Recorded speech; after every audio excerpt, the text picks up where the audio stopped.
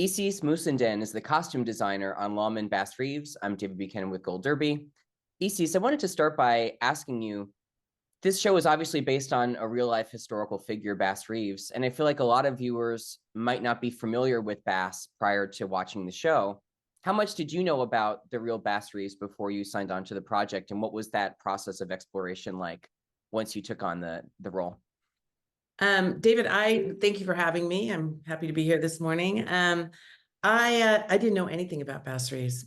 I didn't. I received a phone call from a colleague and good friend, Wynn Thomas, who was the production designer, and said, "I'm doing this project, and let's talk about it." And so once he called me, I started my research right there and going, "Okay, who's Bass Reeves?" Was fascinating to find out that once again in 2024, we dig up a historic a figure, a person that is so important to our history that none of us ever learned about. Yeah, I must confess I didn't know much of anything about Bass Reeves either before watching the show. But we do have, what's so interesting is we do have actual photographs of Bass. I don't know how many there are, but I've seen, a handful of them, which are so unique and rich. How much did that help you, begin your process of exploring what Bass should look like in the series? What should the wardrobe be? As a good starting point for, you work on so many different characters, obviously, but as your central figure, how helpful were those photographs? Well, they were pivotal. I mean, they were absolutely the most important thing. I think there are 4 pictures that we have. Of course, it was a time when photography was very expensive, which also went to show how affluent he became as a lawman, that he could have these pictures taken of him and his wife and himself with his team. Um, we had David, obviously he's the producer and also the brilliant lead actor, Bass. And then we had these photographs, and that's where it all starts. And even the Civil War era in America is something that I had never done. I've touched on many genres and many eras, but that was not one. So for me, that was a big draw, because that's why I love my job. I love to school myself over and over on every project I work. I always learn. It's a constant throughout an entire career in film for any of us in the creative. So yeah, we started with the pictures.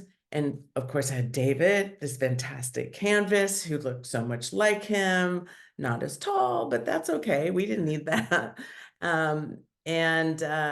We started from there and just looking into him, his wife, Jenny, how many kids he had, what his history was when he was born, how he was enslaved, how he got away. I mean, we just did, that was absolutely the core, the beginning of the research. And then from there, as you say, I have another 200 characters to do. So as we do, we go to the next one and the next one, and then explore pioneer women and homesteading for the Black community after emancipation, and then emancipation itself. And it snowballs from there for each scene that we need to depict in the series. You've anticipated my next question because I wanted to ask you, you've done so many things, so many different genres, as you said, but I didn't think you had done anything this early in terms of a period piece. You've done period pieces in the past. What was the most challenging aspect of going that far back in time? I mean, obviously, you're drawing on experience on other period pieces, but maybe nothing maybe set in this geography, this early in American history. So what was most challenging about that aspect of the project?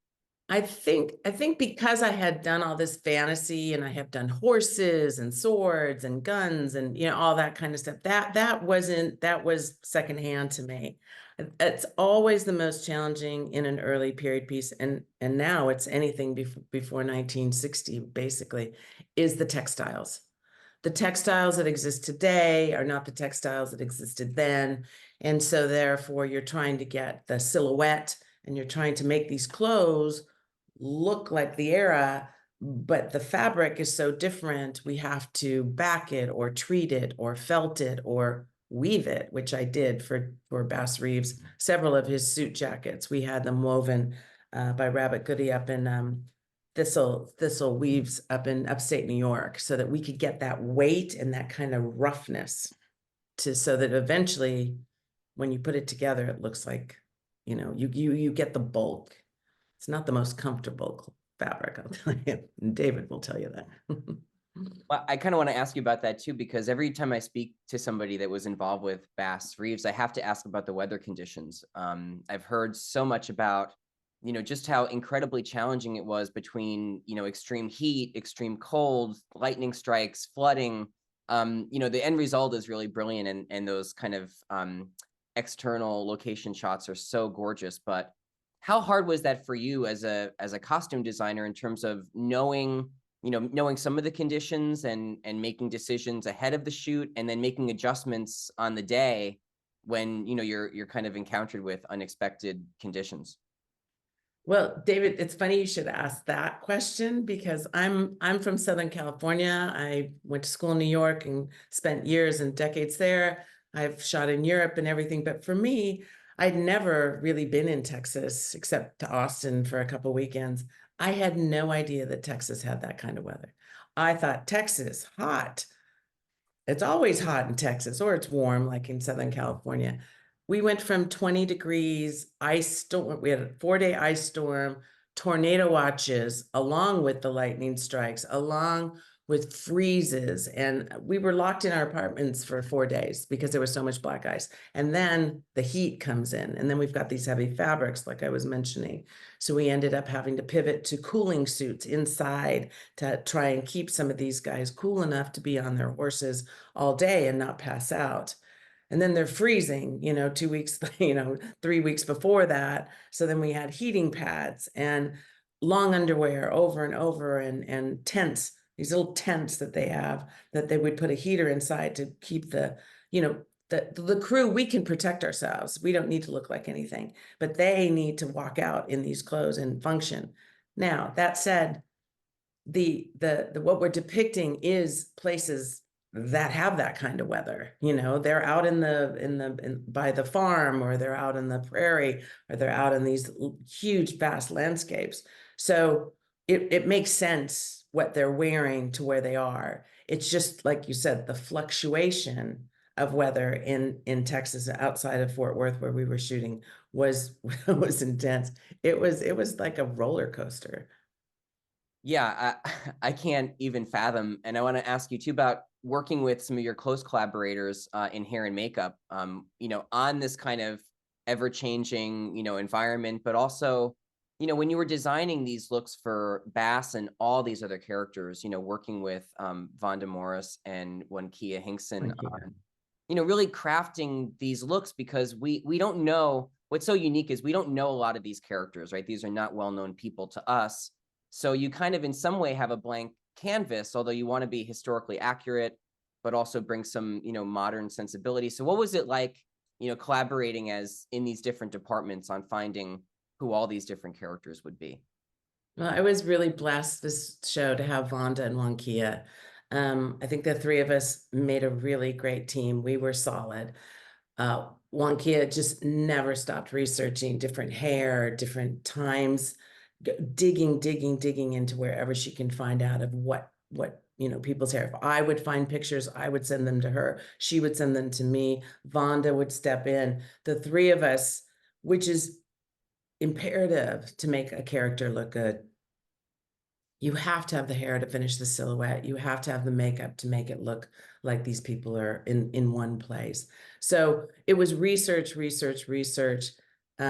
Each character would come in, and we would share whatever we had. And I was lucky enough that it was a really beautiful collaboration. Nobody stepping on anybody's toes at the same time, knowing that we were dependent upon each other to make these characters look not only correct, but interesting and story-wise to who they were as characters, and the arc stories, like Jenny's arc. I have to say it that I'm not sure what episode it is. It might be 107, but Jenny's out in front of the courthouse, and she's grown. She's gone from enslaved to a farmer's wife to a woman of society in this town, and she's outside the courthouse. And Wankia did this haircut that's one of the pictures of Jenny Reeves. We finally got to that point in the story. Had these curls in the front, and we had this beautiful dress on her, and And well, we also had this amazing actress. And I just almost fainted. I thought, oh my God, that is Jenny. You know, it was perfect. Something you've just mentioned that I want to pick up on is how much time this series covers, which is so unique as a viewer to watch, as you're saying, like Civil War era through, 10 or 15 or 20 years later to see really the evolution of these characters. How are you kind of tracing that evolution through the wardrobe? Obviously, there's big life changes for a lot of these characters. So how are you reflecting, those changes in class status and, pre-emancipation and post-emancipation in the wardrobe? Well, that's a costumer's job, is to visually help aid telling the story without tipping it too much. So I go through each individual character, and we go from 1863 to 1878, about there. We have a little jump in the middle. And the way the series is set up, we see Bass, he's enslaved. He's with the Black Seminole Indians. He's a farmer, and he's a very bad farmer. And he starts his law career, which he wasn't planning on, and he's still a very impoverished farmer trying to make a dollar. And then as we grow through the story, we mark off exactly where it's a little more money and a little more this, still saying it's the 1870s. Even the richest people only had one or two suits, or just finer clothes, but people didn't have a lot. And it's just, and I like to do a lot of contrasting characters. Like we have Esme, the cousin, and we have Jenny, Bass's wife, and they're cousins. And we see them together at the beginning on the plantation. But as they separated, they lived different lives. They came back together. One was very down to earth. One is super highfalutin and so fun to dress. Joaquina was like my muse. And so the two of them, I could tell their story along the way by having them in contrast along the way as they start to end up in the same place when Jenny rises and our other character, Joaquina, Esme, gets more down to earth. Yeah, that's great. I want to ask you more about Esme because I do feel like she is the most unique character in the series in terms of wardrobe and what she wears. As you're saying, she's a much different kind of socioeconomic status as our other characters. What was most fun about doing those costumes, and where did you draw inspiration from historically in terms of what somebody of that social status would be wearing? Well, again, it's the research. That's actually the easier stuff to find because she had moved up north, was the story. She'd gotten married, her husband had died, he left her all this money. So we could pull on what was the styles of the day, because the Black community didn't really have their own style within that. It was basically, this is what women of money wore. So that's the socioeconomic. And then I have to take into account who she is. And our actress, Ronquina, is a brilliant Broadway actress. And she came in and she just, we made everything for her. And I laugh because the era, I feel like those dresses were like, they're like overdone chairs, like with fringe and trim and this and that. And she could just handle it. And so we would just embellish her, and she'd be very quiet in the fitting, and then she'd get all excited that she was wearing it. It takes the actor to bring a costume to life. A costume other than that is on a mannequin. Let's talk about the antagonist of the series, Esau, because he's so different. Again, a very different character from the majority of the cast that we're looking at in terms of his look, his appearance. I mean, the hair and makeup with the wardrobe, such a unique kind of character, and also affluent in a very different sense. I mean, when we visit that plantation house in the last episode, I mean, all the different design elements come together so brilliantly in that last, sequence in that last episode. What was it like working on that character, who's very, was it easy to draw on, like, Westerns? What was the inspiration for him? Because again, we really have to meet, this kind of ruthless antagonist, and we see him evolve over, all these years as well. Yes, he was really fun to do because we could get, first of all, I always start with the character and the actor. I need to marry these two people. And I had just a wonderful canvas. And Barry Pepper just wears it well and embodies below what we're looking for. So as we were working together, I used a lot more leathers on him. He's got a great physique. We started with his Civil War outfit, so that looked just kind of amazing. And then from there we got inspiration to move forward as he becomes a lawman. So there were 3 beats for him. He was a soldier, he was a lawman, and then he was this ruthless, we don't even know what to call him. He's just a horrible person. But he had this huge mansion and he was very ostentatious and had everything. And he had a little bit of red in his world. And it was beautiful. We had made leather vests and longer jackets and a little swag. And, he could really work that. I mean, Barry just had like all of that down pat. So again, the lawmen had a very different look than a rancher or a farmer. And that's one of the things we discovered when we were looking at all the research. The lawmen definitely had their own look. So it was really interesting towards the end of the show. We were kind of starting to wrap out and we're cutting down. And I mean, we had thousands and thousands of pieces of clothing. I mean, it was just extraordinary how much we had. And we saw these big dusters sitting up on the rack. And I said, we never really used those dusters. And then we went back into the research and we realized we never used it because these guys didn't wear them. The dusters were for the ranchers. They weren't for the lawmen. For whatever reason, maybe they were too big, they got in the way, they couldn't get to their guns fast enough. We have no idea. But because we followed the research, we never really used these dusters except for some extras coming through the town. And so we felt really good because we felt like we followed the looks and there they sat unused. Before I let you go, Isis, I have to ask you, it's a hard question. Is there one singular look from this series that you're most proud of or you most love or is most memorable? If you had to pick just one of the thousands that you did. David, that's super hard. I would say it was really early in the process. If I was to say a moment where I said, okay, I got this, really early in the process, we only had David and we were on his second fitting here in Los Angeles. We'd not even gone to Texas. And we got I had made the black hat and I found this jacket and the vest and we had gotten some holsters, which was really helpful.